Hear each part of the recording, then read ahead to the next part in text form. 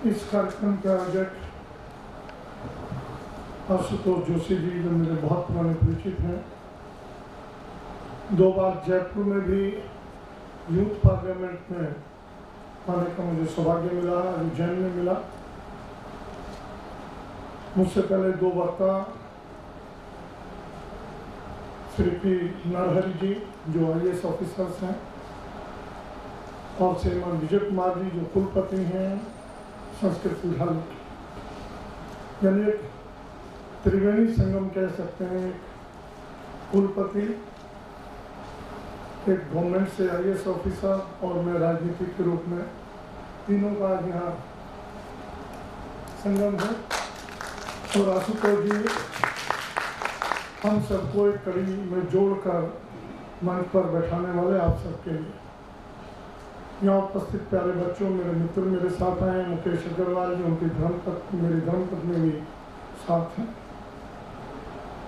मैं अपना विषय रखूं उससे पहले मैं जानकारी चाहता हूं थोड़ा सा। अपने विषय को विस्तार पूर्वक रखने से पहले अपने में से कितने बच्चे प्राइवेट स्कूल से पढ़ कर के आए हैं, जरा वो हाथ खड़ा करेंगे। लगभग मैं समझ रहा हूँ ऊपर 5-4 खड़े हुए हैं, नीचे लगभग 30% हाथ खड़े हैं। ठीक है, तो मैं अपने विषय को रख रहा हूँ थोड़ा जानकारी लेने के बाद। लोकतंत्र हम सब भली भांति जानते हैं, जो विषय आशुतोष जी ने रखा मैं उसी पर अपने आप को प्रतिबद्धता से साथ रखने का प्रयास करूंगा। हम सब लोग लोकतंत्र को भली भांति समझते हैं। लोकतंत्र कह लीजिए, जनतंत्र कह लीजिए, गणतंत्र कह लीजिए, एक बहुत सीधी भाषा में जो प्राचीन शब्द चल रहा है उसको राम राज्य कह लीजिए। राम राज्य में यही कुछ होता है, जिसकी कल्पना, जिसकी अपेक्षा भारतीय संविधान के लिखने के पश्चात जो गणतंत्र के रूप में भारत में स्थापित हुई, उसके लिए चिंतित रहते हैं कि संविधान में लिखा हुआ लोकतंत्र मेरे देश में कब है। मैं अपनी बात यहाँ से शुरू कर रहा हूँ। मेरे देश में 2 तरह की शिक्षा पद्धति है। अभी कुछों ने हाथ खड़े किए, कुछों ने नहीं खड़े किए। इसको गहराई से चिंतन करें, कौन इसको ठीक करेगा, किसको इसको ठीक करना है, उसका चिंतन करने की आवश्यकता है। मेरा 2 पद्धतियां, मेरा बच्चा 3 साल का हुआ, पोता है, बेटा है, बेटी है, जो भी कुछ है, अगर मेरी जेब अलाउ करती है तो मैं उसको किसी भी प्राइवेट स्कूल में एडमिट करवा देता हूँ, जैसे वो 3 साल का होता है। That is called play school और नर्सरी स्कूल। एम आई राइट? ठीक है ना? मेरी जेब में 2000 रुपया है, 2000 वाले स्कूल में चला जाएगा।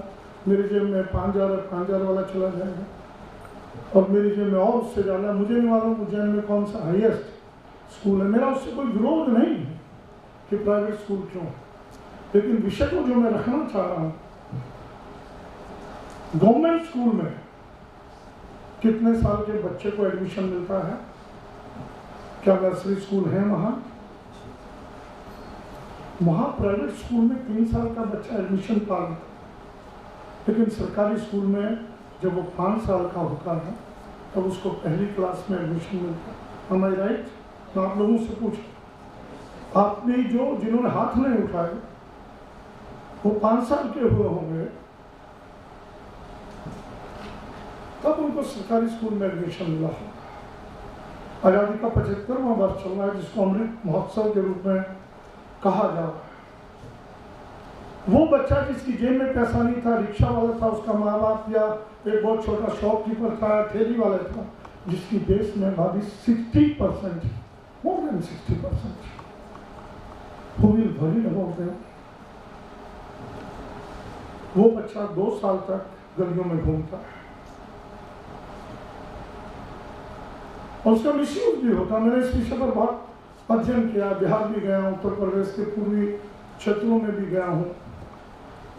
अब इस विषय को और थोड़ा सा खोलिए। उस बच्चे की माँ मेरी कोठी में, मैं अपने आप को ले रहा हूँ, काम कर रहे हैं आपकी, किसी दिन लेट हो गई, माँ जो समझ रहा है उस बच्चे की उंगली पकड़कर अपने साथ ले जाती है, बर्तन मारने आती है, कपड़े धोने आती है, घर का और कोई काम करने आती है, जीने में बैठा देती है, वो बच्चा वहाँ बैठता है। और किसी दिन लेट हो गई, उसकी मालकिन की डांट भी सुनता है, देखता है मेरी माँ को डांटा था। ये बच्चे की जो कैमरे वाली आंखें सारा कैच करती हैं। किसी दिन उस बच्चे की माँ से गिलास टूट गया तो मालकिन की डांट खाते हुए भी वो बच्चा सुनता है। मैं इसके दोनों पहलू पर आपको विस्तार पूर्वक चर्चा कर रहा हूं। इस लोकतंत्र में, भारत के लोकतंत्र में, वो बच्चा 5 साल होने के बाद एडमिशन लेता है और उस बच्चे ने जो कुछ अपनी माँ के साथ व्यवहार देखा वो इसकी इन आंखों में कैमरे के रूप में कैद हो जाता है। फिर सब वो कोठी वालों को, कार वालों को जब बड़ा होता है, एक अपराध का बीज हमने उसके अंदर बो दिया, उनको ये वही लोग हैं जो मेरी माँ को डांटते थे। इसका बीजारोपण हो रहा है। अब इस विषय को और दूसरा पहलू है, वो बच्चा जो प्राइवेट स्कूल में गया और वो बच्चा जो सरकारी स्कूल में गया, वो 2 साल पीछे रह गया। उसको 2 साल पहले स्कूल में बैठना, आना, सीखना, मानव सभ्यता के बारे में जानकारी मिल गई, ABCD जान गया, कैखे जान गया, 1 2 3 जान गया। लेकिन वो बच्चा जो सरकारी स्कूल में गया 2 साल पीछे रह गया और अल्टीमेटली वो 2 साल पीछे रहेगा थ्रूआउट हिज एजुकेशन पीरियड। वो उसको कैच नहीं कर पाएगा। इसका तीसरा पहलू, जो सरकारी स्कूल में पढ़कर आने वाला बच्चा है, जो प्राइवेट स्कूल में पढ़ने वाला बच्चा है, उसमें से बहुत अधिक बच्चे, अभी यूक्रेन का हमारे यहाँ उदाहरण, एक ही छोटा सा देश, बहुत छोटा सा कंट्री, मैं यूके और USA के उदाहरणों में जाऊंगा तो बहुत लंबा समय लग जाएगा। उसी देश में मेरे देश के 25,000 बच्चे डॉक्टरी की शिक्षा लेने गए हैं और हम आजादी के 75वें वर्ष की बात कर रहे हैं, विश्व गुरु बनने की बात कर रहे हैं। आज भी मेरे देश के बच्चे हायर एजुकेशन के लिए बाहर जाते हैं। ये मेरे लिए बहुत शर्म की बात है, बहुत निंदा की बात है। लाखों बच्चे बाहर जाते हैं और वो बच्चे होते हैं कि मैं दावे से कहता हूँ उसकी स्टडी कर लीजिए, मैंने पूरा स्टडी किया, रिसर्च किया।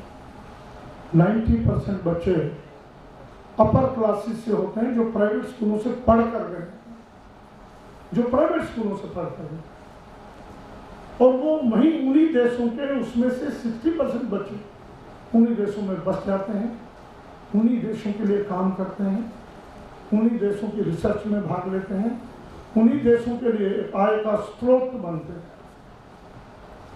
लेकिन जो रिक्शा वाले का बच्चा पढ़ करके आगे जाता है, वो हायर एजुकेशन ले भी लेता, वो इसी देश में रहता है, इसी देश की प्रॉपर्टी बनकर वो आगे नहीं जाता। आज लोकतंत्र का तगाजा है,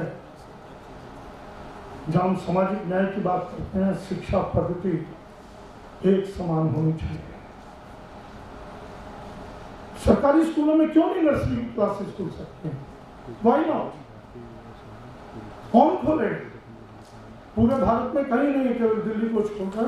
we have started more than 400 schools, government schools, जहाँ जाकर बच्चा 3 साल का हुआ हमारे पास ले। हमारे पास आज एडमिशन के लिए जगह नहीं है उन बच्चों। वो भारत का भविष्य, जहाँ हम सामाजिक न्याय की बात करते हैं, 2 विभागों में बटा है, ड्यू टू मनी ओनली। कौन चिंतन करेगा? एक जो नो शिक्षा 10 साल का केजरीवाल, वो चिंतन कर सकता है। 70 साल के राजनीतिक क्यों नहीं चिंतन कर? कौन दबाव बनाएगा इसके लिए? ये युवा पीढ़ी का दर्द है। राजनीति से ऊपर उठकर मैं बात करूंगा। इतिहास में ये हो सका, सरकारी स्कूलों में आंगनबाड़ियां खोल दी गई, मैं मानता हूं। क्या आंगनबाड़ी में वो एटमॉस्फेयर मिलता है? क्या आंगनबाड़ी में पढ़ने का एटमॉस्फेयर है? क्या आंगनबाड़ी में फुटबॉल वो बच्चा खेल सकता है? गेम खेल सकता है क्या? क्या खेलने की वो सारी चीज़ें उपलब्ध हैं? क्या उसके लिए छोटा मोटा मैदान है? क्या उसमें छोटे मोटे झूले हैं? नहीं। दूसरी चीज मैं लाना चाहूंगा, देश की शिक्षा जो है युवा पीढ़ी के लिए,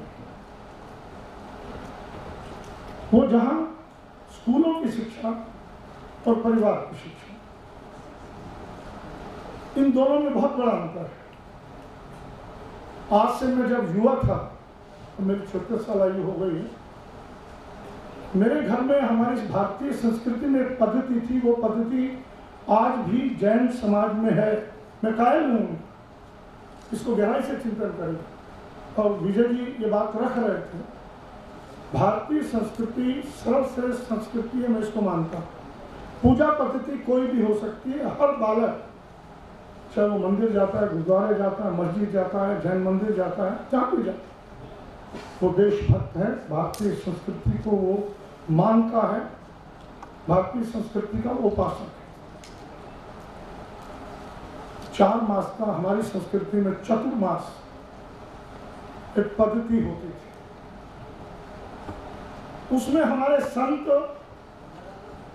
हमारे बड़े बड़े और बुद्धिजीवी लोग गांव में, कस्बों में आते थे, नैतिक शिक्षा देते थे। मैं विजय से प्रार्थना कर रहा हूं कि नैतिक शिक्षा गायब हो गई है, केवल और बाकी है तो जैन धर्मावलंबियों में बाकी है। आज भी उनके संत आते हैं, 4 महीने तक नैतिक शिक्षा देते हैं, हमारे यहाँ से वो गायब है। चतुर्मास, संत अपने आश्रमों को छोड़कर, अपने पहाड़ों को छोड़कर, आज तो संत राजनीति में जाने, उसका नैतिक दायित्व ये होता था 4 मास वो समाज में रहता था। हर पीढ़ी के लोगों के लिए उसकी नैतिक शिक्षा वर्ग लगते थे। उस नैतिक शिक्षा वर्गों में वो बच्चों को उनकी आयु के अनुसार सारी शिक्षाएं देते थे। 10 साल से नीचे के बच्चे 5 से 10 साल, 10 से 15, 15 से 20, 20 से 25, ऐसे ऐसे ग्रुप बनते थे। मैं उसमें बैठा हूँ, गया हूँ, मैंने बहुत कुछ सीखा है। लेकिन वो आज पद्धति बंद है। वो पद्धति आरंभ होनी चाहिए, अवश्य होनी चाहिए। मैं उदाहरण देता हूँ, छोटा सा बच्चियां बैठी, मेरी पोतियों के बराबर है, ये मान के चलिए। मेरी बड़ी बेटी एक है, सी इज मोर देन 45 ईयर्स। भारतीय संस्कृति में जो मैंने सीखा है 16 संस्कार, और मैंने किसी पुस्तक में नहीं पढ़ा, संतों से वो प्राप्त किया। वह संस्कार कहाँ है, कौन देगा, किसकी जिम्मेवारी है? मैं केवल एक संस्कार की चिंतन यहाँ कर रहा हूँ।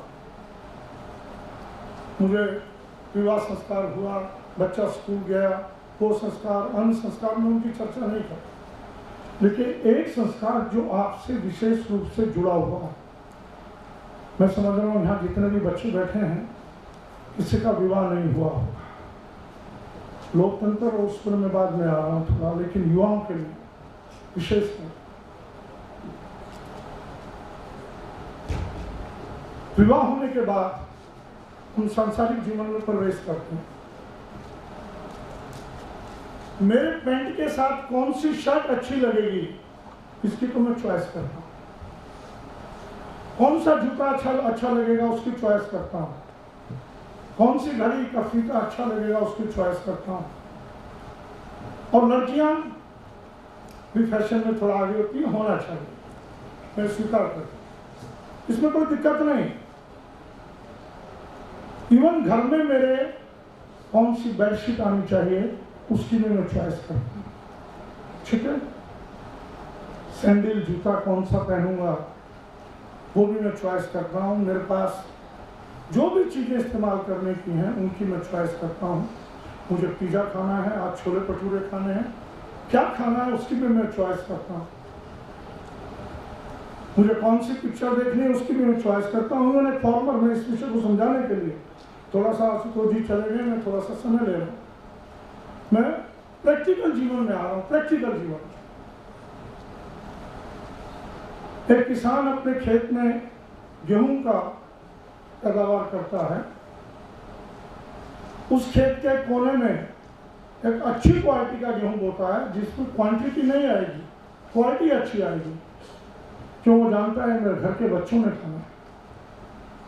और बड़े हिस्से में वो जिसमें क्वांटिटी आएगी, जिसको उसे बेचना है, वो बीज पैदावार करता है। लेकिन we are not very sorry to say, उस कुदरत का दिया हुआ वो कुदरत, best creation of that God, जो सबसे सुंदरतम रचना इस पृथ्वी पर मेरे आंगन में आफ्टर मैरिज आएगी, क्या हम उसका चिंतन करते हैं? कौन आएगा, कौन मेरे आंगन का बनेगा, इसका हम चिंता नहीं। हम सब, मुझे नहीं मालूम, लेकिन हम सब मैं दावे से कह सकता हूं 99% of the result only of the sexual satisfaction of our parents. Am I right? हमने कोई योजना नहीं बनाई। ये भारतीय संस्कृति में संस्कार आज सिखाने वाले सब राजनीति में कूद गए, छोड़ दिया उन्होंने। मुझे बड़ी पीड़ा है इस बात का, बहुत बड़ा दुख है। माँ बाप नहीं सिखा सकते, माँ बाप नहीं बता सकते। We are all the satisfaction of sexual satisfaction of our parents. जब हम इतनी बड़ी चॉइस करते हैं, फूल कौन सा होगा, पेड़ कौन सा होगा, मेरे आंगन में best creation of that God who will be, that may be girl और boy, no difference makes that, कोई अंतर नहीं मुझे, लेकिन वो कौन होगा, उसकी पद्धति हमारे संस्कारों में लिखी है, 16 संस्कार जो भारतीय संस्कृति की बात कहते हैं। उसको आप तक कौन लेके जाएगा? उसमें बाकायदा में उसकी गेट में एकादशी हो, क्या हो, कौन से दिन, नेवर टू वरी, कोई भी दिन हो सकता है। और मुझे इससे कोई दिक्कत नहीं, कोई परेशानी नहीं, आप सांसारिक संबंध शादी के बाद कब और कितनी बार स्थापित करें, लेकिन मेरे घर में जब आंगन में कौन आएगा, उसका निर्णय दोनों बैठ कर करिए। अब्दुल कलाम आएगा, अमिताभ बच्चन आएगा, कौन आएगा? You have to decide that. Both of you have to decide that. और इस बात को गांठ बांध लीजिए। हर माँ बाप अक्सर कहते हैं बच्चा मानता ही नहीं, बच्चा सुनता नहीं, बच्चा बिगड़ गया है। दोनों सहमत होकर जब भी आप अपने घर में उस बेस्ट क्रिएशन को अपने आंगन का खिलौना बनाना चाहें, वो खिलौनों की इंडस्ट्रीज की बात अभी कर रहे थे, कितने लगा लीजिए, लेकिन ये इस खिलौने की इंडस्ट्री को कौन ठीक करेगा? मेरी युवा पीढ़ी ठीक करेगी। 6 महीने तक संसारिक क्रिया बंद कर दीजिए, जिस दिन आप डिसाइड करें, 2 साल बाद, शादी के 1 साल बाद, 3 साल बाद, और उसका चिंतन करिए। दोनों साथ साथ अपने आराध्य को याद करिए, अपने खुदा को याद करिए, वाहिगुरु को याद करिए, भगवान कृष्ण याद करिए, मंदिर में बैठिए, जहां भी आपकी पूजा करती है, और याद करके जब आपके मन से जैसे खाने की वस्तु को देखकर मुंह से लार आती है, लारा नहीं लगती ना, जो मुझे प्रिय होती है वस्तु आती है ना, और ये साइंटिफिक रीजन है, एक शरीर में अपने आप ऐसा अद्भुत लार पैदा होती है, वैज्ञानिक दृष्टि से बता रहा हूं, जो आपको मन से अंदर आवाज आएगी, आइए अब हम उस बेस्ट क्रिएशन को लाने के लिए हम दोनों एक हो गए। वो अपने आप आएगा, चिंतन छोड़ दीजिए, लेकिन श्रद्धा रखिए। 6 महीने तक वेट करिए, 6 महीने की तपस्या करिए, मिनिमम 6 मंथ्स, नॉट 6 महीने, 3 महीने भी हो सकते हैं, 4 महीने भी, 5 महीने भी, 6 महीने। फिर उस दिन बहुत पवित्र होकर भगवान का नाम लेकर संसारिक क्रिया में जाएं, और you will get that boy और गर्ल जिसकी आपने चिंता की थी। That will be the best creation of the world. वो आपके आंगन का फूल बने। बहुत विश्वास से बात कर रहा हूं, ये हमारी भारतीय संस्कृति में संस्कार है, लुप्त कर दिया हमारे इन संतों ने, साधुओं ने, जिनको देना चाहिए था घर, उनको फुर्सत नहीं है, माँ बाप ये संस्कार नहीं दे सकते। मैंने भी किसी साधु संत से लिया है जो मैं छोटा, ये मैं युवा पीढ़ी को आगे बढ़ाने के लिए दिया। आपके जॉब की बात हो रही है, मैं एक ही वाक्य इसके लिए कहूंगा। अब ये बच्चा कह रहा था कि जॉब की कोई कमी नहीं है, सरकारी एक जॉब निकाल लीजिए 50 टीचरों की, 5000 से ज्यादा एप्लीकेशन आ जाएंगी। 50 टीचर के लिए 5 लाख एप्लीकेशन आ जाएंगी। Is it right? बोलिए, बताइए, आएंगे ना? क्यों लाइनों में लग रहा है? क्या ऐसा हमारा माइंड नहीं है? हमारा माइंड तो इतना ज्यादा है, क्या हम जॉब देने वाले नहीं बन सकते? हमने दिल्ली में शुरू किया है, 3 लाख बच्चे हमने छांटे स्कूलों में। No government has tried at all. आप कितने भी स्किल डेवलपमेंट ये कर लीजिए, वो कर लीजिए, जब तक प्रैक्टिकल उनको फील्ड में नहीं उतारोगे। हमने भी दिल्ली में एक स्किल यूनिवर्सिटी बनाई है, और उस स्किल यूनिवर्सिटी में इवन जो एस्पेक्ट्स है उसके पीछे पेंट की एक इंडस्ट्री है। एक एग्जाम्पल दे रहा हूँ, उस पेंट बनाने वाले कारीगर पैतरा का आ जाते हैं, जिन्होंने अपने माँ बाप से सीखा कि ये पेंट ऐसे बनता है, ये पेंट ऐसे बनता है। कोई भी इंडस्ट्री उठा लीजिए, लेकिन एक इंडस्ट्री को ट्रेंड कारीगर अगर चाहिए, पेंट बनाने वाले जो उस पर समय समय पर रिसर्च कर सकें, वो मेरे देश में नहीं। हमने वहाँ पेंट इंडस्ट्री के लिए भी सब्जेक्ट रखा है स्किल डेवलपमेंट यूनिवर्सिटी में। That is the first university in India. हमने यहाँ तक रखा है, पैतरा काम है ड्राई क्लीन का, सपोज, और आज विश्व में आधुनिक मशीनें ड्राई क्लीन की कौन सी आ गई,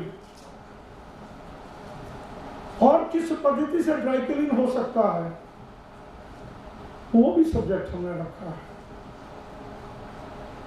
आज बांग्लादेश रेडीमेड गारमेंट्स में, एक छोटा सा अदना सा देश जो हमारे से अलग हुआ, रेडीमेड गारमेंट्स में जहां भारत सबसे आगे था, आज बांग्लादेश आगे हो गया।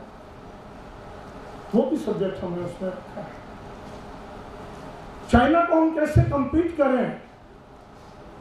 हम बात तो बहुत कहते हैं, चाइना को compete करने के लिए हमको वो सुविधाएं, वो प्रोडक्शन चीपेस्ट हो हमारे कंट्री का, और बाहर के मुल्कों में कंपटीशन में बेचा जा सके, इस पर आपको रिसर्च करना पड़ेगा। हमने दिल्ली में 3 लाख बच्चों को 2,000 रुपया दिया, 36 आइटम हमने छांटी। वो कहां से मिलेगी, कैसे मिलेगी, उनको इसकी क्लासेस दो, और बच्चों को कहा जाइए 36 आइटम में से जो भी आपको चूज करे उसको परचेज करिए, यहां से परचेज करिए, and go on the footpath, और उस चीज को बेचिए। 1 महीने बाद पूछेंगे आपने कितना बेचा, कितना कमाया। 1 महीने में यू विल बी सरप्राइज। एक बच्चा 8,000 रुपये लेके आया, आपने टीवी पर वो कार्यक्रम देखा होगा। वो पैसा हमने वापस नहीं लिया उनसे।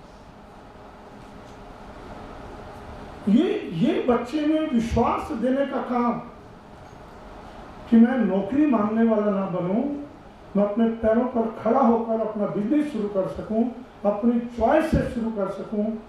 12वीं क्लास से नीचे के बच्चों को हमने 10वीं और 12वीं क्लास के बच्चों को ये बीज हमको बोना पड़ेगा, इस बीज की शुरुआत करनी पड़ेगी, तब तो हम चाइना से compete कर सकेंगे। ये तो चाइना से compete नहीं कर सकेंगे।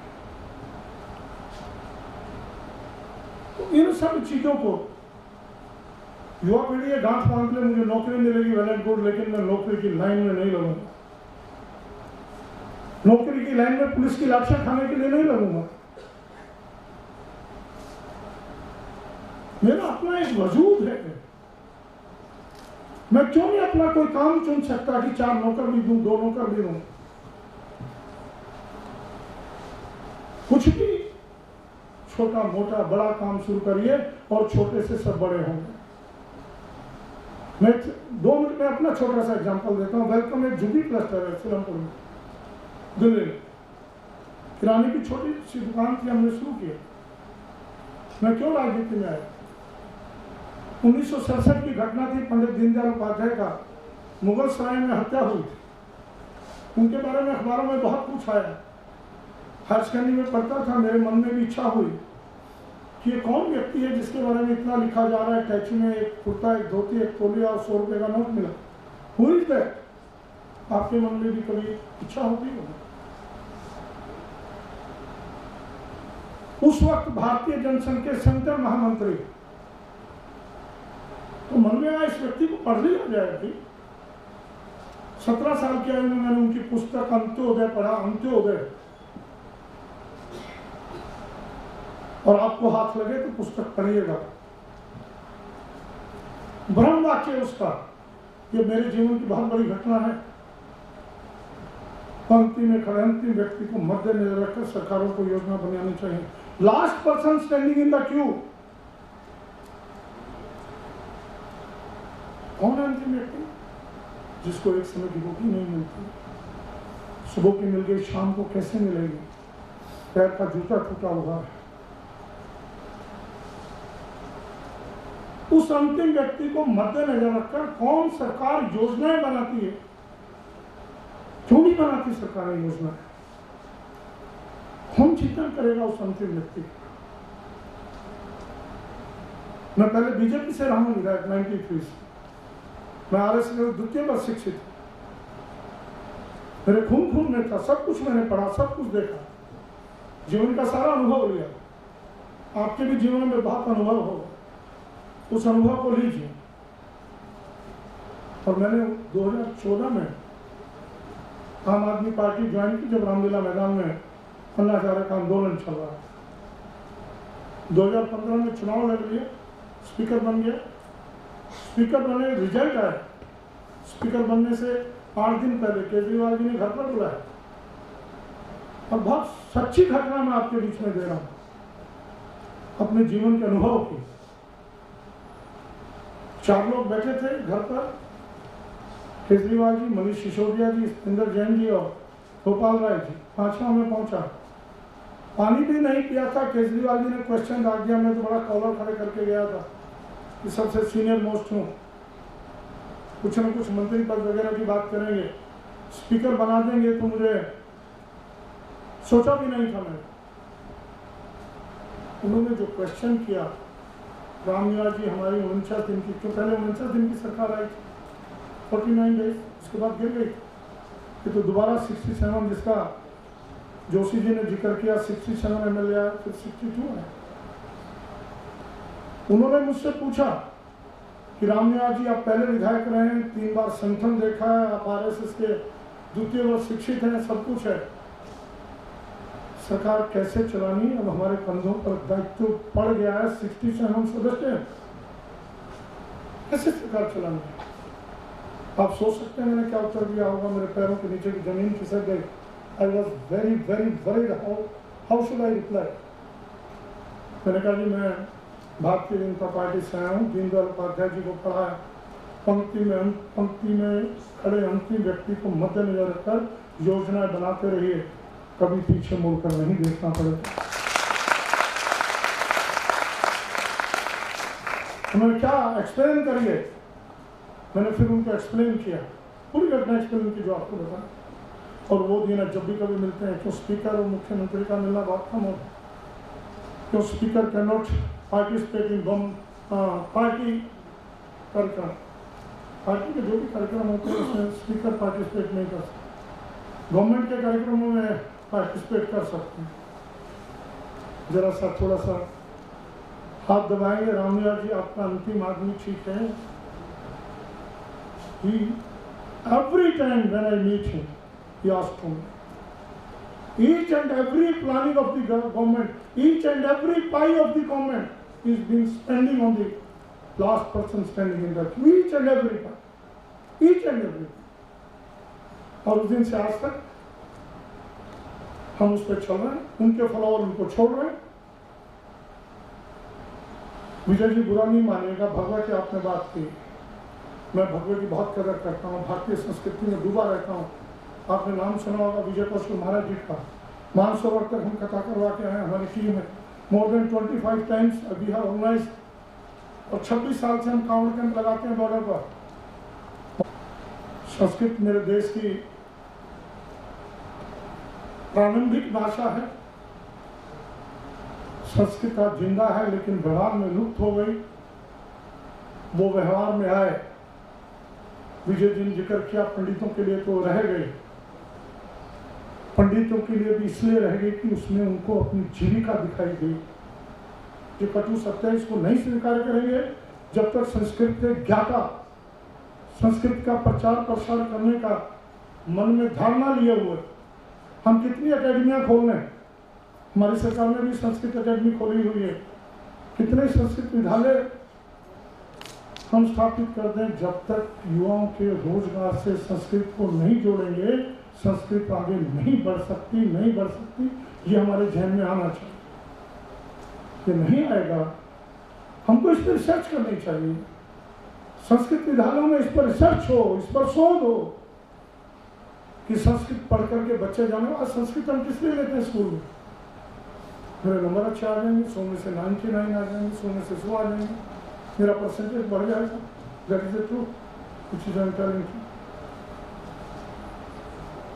लेकिन जब तक संस्कृत को हम रोजगार उन्मुख नहीं बनाएंगे, तब तक संस्कृत को भारत में नहीं ला सके। ये पीड़ा है हम सब की पीड़ा। अंत में मैं एक बात कहकर अपनी बात समाप्त करूंगा। हम युवा पीढ़ियां कहीं ना कहीं किसी की नए राजनीतिक दल से जुड़ी हैं। आशुतोष जी ने कहा दिल्ली विधानसभा, मुझे नहीं मालूम मेरा कितना समय है, 12:30 बज गए हैं।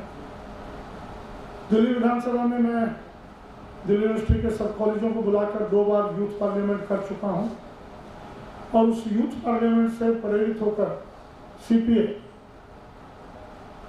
कॉमनवेल्थ कंट्रीज का पार्लियामेंट यूथ का 44 कंट्रीज में उसमें भाग लिया था। दिल्ली विधानसभा में मुझे करने का सौभाग्य मिला। आपको कभी दिल्ली आने का मौका मिले, दिल्ली देश की वो पहली राजधानी थी जो कलकत्ता से इस भवन में शिफ्ट हुई थी। मोतीलाल नेहरू, जवाहरलाल नेहरू, लाला लाजपत राय, देश के जो बड़े बड़े कर्णधार थे, सुभाष चंद्र बोस, सब वहीं बैठे। गांधी जी भी 3 बार हैं। 1912 में ये भवन बना। 1926 में जो वर्तमान लोकसभा वहाँ शिफ्ट हो गया। मैं जब स्पीकर बना, मेरे मन में जिज्ञासा थी 1926 के बाद 1947 तक, आफ्टर 21 ईयर्स, क्या हुआ इस भव्य बिल्डिंग जिसमें 250 कमरे हैं, इतनी सुंदर भवन। रिसर्च किया, मुझे पता लगा लाल किले में जो क्रांतिकारी बंद होते थे, एक सुरंग के जरिए इस विधानसभा में लाए जाते थे,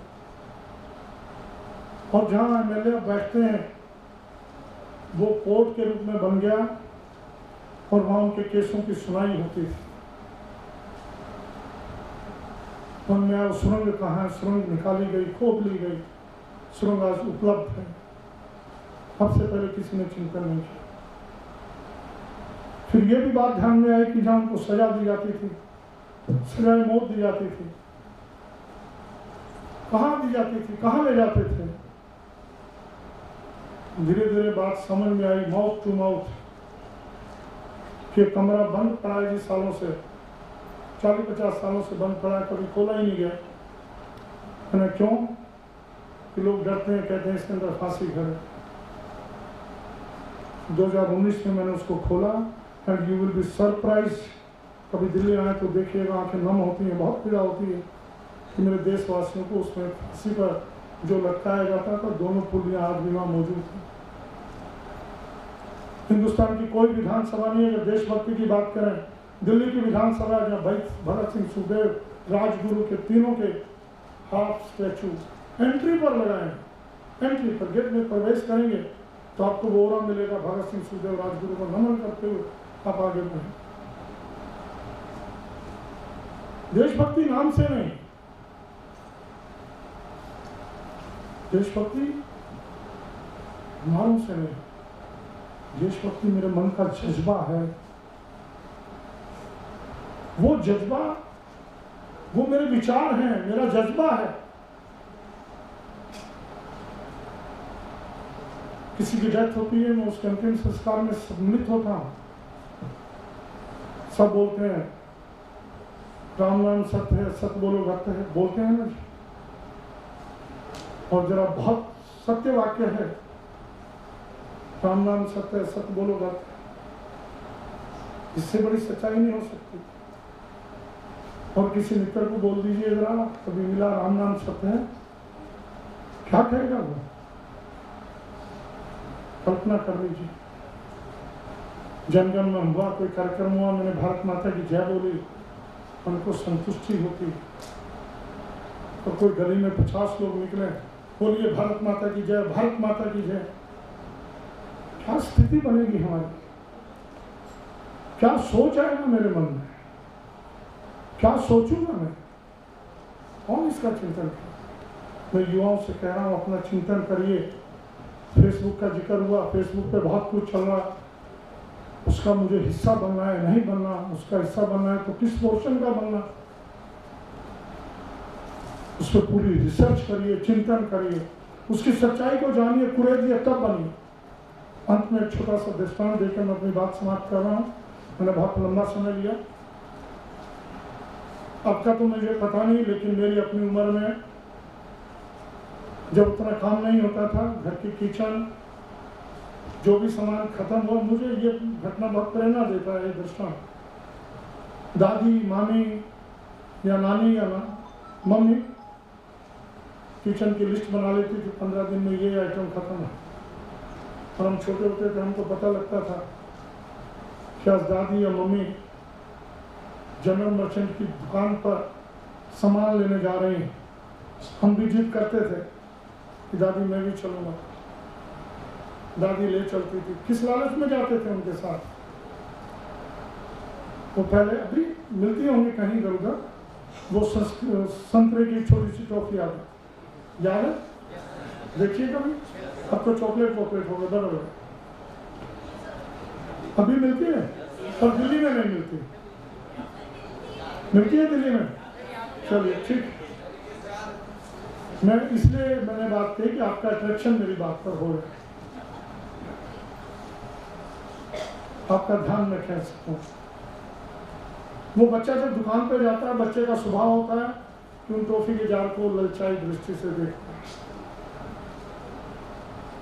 और वो दुकानदार, वो सारा समझ लीजिएगा, बहुत संक्षेप में बोल रहा हूँ, वो हम सब बालक हैं उसके सामने, चाहे मेरी उम्र कितनी भी हो गई है, वो सब समझता है, वो सब जानता है, उससे कुछ नहीं छुपा। उसको खुदा कह लीजिए, वाहिगुरु कह लीजिए, राम कह लीजिए, कृष्ण कह लीजिए, कुछ भी कह लीजिए, ही नोज एवरीथिंग। दुकानदार ने आवाज दी, बेटे टॉफी ले लो, उस बच्चे ने टॉफी नहीं ली।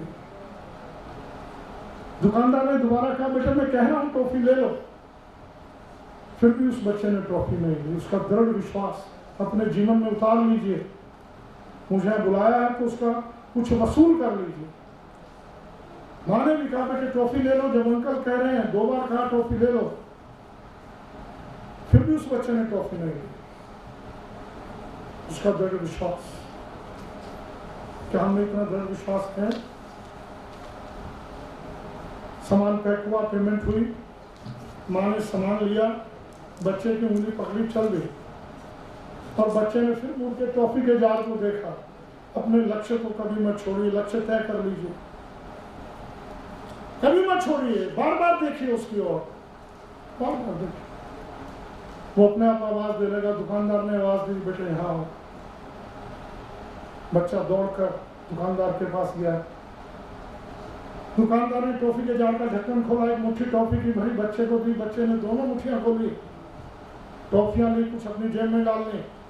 चेहरे पर खुशी आ गई। माँ के पास पहुंचा, माँ ने जरा डांटते हुए पूछा, अंकल ने 2 बार कहा तब तुमने टॉफी नहीं ली, मैंने कहा तब भी तुमने टॉफी नहीं ली, अब क्यों टॉफियां ले ली? बालक ने जो बड़ा मासूम सा उत्तर दिया, माँ मेरी मुट्ठी बहुत छोटी थी, 3-4 टॉफी आती, अंकल की मुट्ठी बहुत बड़ी थी। अपने लक्ष्य को निर्धारित कर लीजिए, छोटे लालच में मत फंसिए, उस लक्ष्य के लिए मरिए, मिटिए, विश्वास रखिए, उसकी मुट्ठी अपने आप खुलेगी। बहुत बहुत धन्यवाद। जय हिंद। महात्मा गांधी।